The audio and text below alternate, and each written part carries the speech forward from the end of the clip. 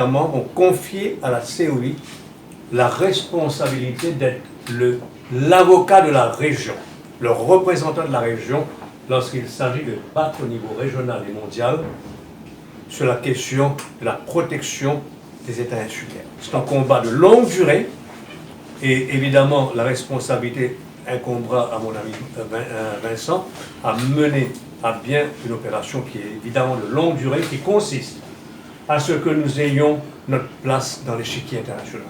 Je pense que cette décision, Monsieur le Président, a été peut-être la plus grosse décision qu'on a prise, parce que nous voulons nous positionner maintenant comme une organisation qui va se battre dans les mois et les années à venir pour que nous soyons reconnus. Ce qui implique évidemment qu'une fois que la COI serait devenue le porte-parole de toute l'Afrique, des États insulaires, évidemment la COI va travailler aussi au niveau des Caraïbes et du Pacifique pour rassembler les États insulaires et devenir donc au niveau planétaire une force de frappe, une présence qu'on ne peut pas contourner.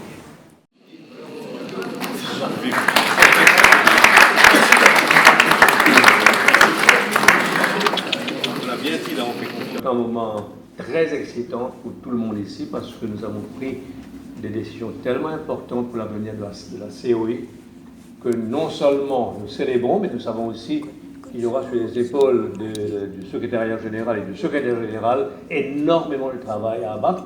Et il est clair aussi que le vice-président des Seychelles et très prochainement le nouveau président également apportera des changements, des idées nouvelles. Donc le début a été assez difficile, je dois dire, parce que j'avais à quand même au départ même exigé une restructuration du système, une révision de l'organisation, une remise en ordre des finances. Il y avait un peu de grincement et c'est normal qu'il y en ait dans toute organisation. Donc la phase initiale, je dois vous dire, a été un peu pénible pour moi parce que j'aurais préféré m'asseoir, sourire et profiter de la vie. Mais il fallait le faire. Donc durant ce mandat, nous avons mis l'accent sur la préparation de la COI pour affronter un destin beaucoup plus grand dans les années à venir.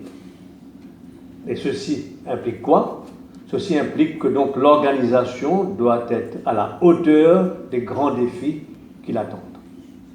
C'est la raison pour laquelle la tâche m'a été confiée finalement de préparer l'organisation pour faire face donc à ces grands défis qui viendront.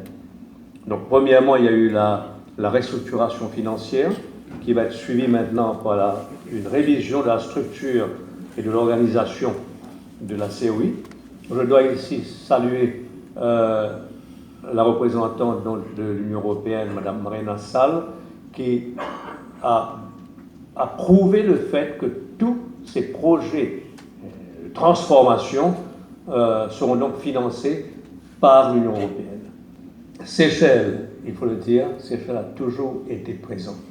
Ce n'est pas seulement le fait que Maurice Seychelles, c'est quelque part une union naturelle, une relation très spéciale, mais il est vrai aussi que lorsque nous bougeons ensemble, Maurice et Seychelles, on marche ensemble. Et je suis bien content donc que, puisqu'on marche ensemble, que la succession donc à ma présidence sera donc assurée par le vice-président de la République des Seychelles, qui n'est pas seulement vice-président, mais qui cumule 6 ministères. Donc Vincent, tu seras déjà un homme extrêmement occupé au niveau de Seychelles, on le sait, et là on va te demander quand même de trouver du temps pour te consacrer au destin d'une grande organisation régionale. Je dois le dire à la presse, la COI est appelée à jouer un rôle moteur en termes d'intégration régionale et en termes aussi de représenter la région au niveau continental, africain et surtout au niveau international. Grand destin, grande ambition, mais aussi des gros efforts à faire. Voilà, et à participer à des discussions qui vont décider du destin finalement de l'océan. De l'océan, au moins dans notre région. Et évidemment, il va bien utiliser. Il l'a bien montré, là. Voilà. Et encore une fois, félicitations. On le fait.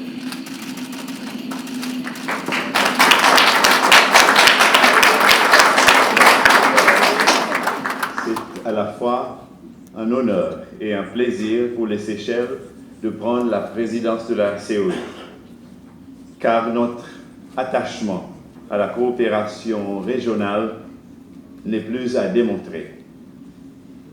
Comme vous le savez déjà, les Seychelles ont toujours fait renforcer dans l'océan Indien un choix stratégique. Nous l'avons déjà dit et répété à plusieurs reprises. Parce que pour nous, les États insulaires en développement, la coopération régionale constitue la voie unique et non une option. Terminé, permettez-moi d'exprimer ici encore la ferme volonté des Seychelles de toujours continuer à porter encore plus haut le flambeau, c'est écrit, le marteau, de la COI et de ses valeurs de partage, de solidarité et de bien-être partagé. Je vous remercie. C'est une passation avec beaucoup de chaleur humaine. Je ne sais pas si vous avez pu le voir.